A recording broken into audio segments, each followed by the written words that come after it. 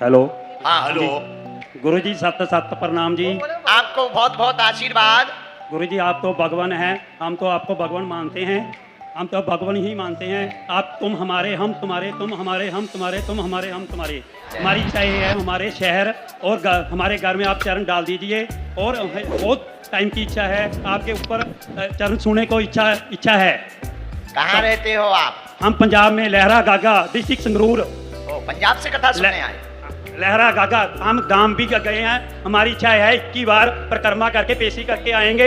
एक बार चले गए, और 22 तारीख को फिर सीट बुक करवाई हुई है। हमने 3 जनों ने करवाई थी, 9 जने हम हमारे से तैयार हो गए, 9 जने हमारे रिश्तेदार चले गए, अब 6 जने और जा रहे हैं हमारे साथ बागेश्वर धाम। हाँ, हमारी जो भी 4-5 इच्छा थी हमारी पूरी हो गई। हमारी मैडम ने कहा लहसुन प्याज नहीं छोड़ूंगी, हमने सूखा था और उन्हें लहसुन। बागेश्वर धाम की जय, बालाजी महाराज की जय।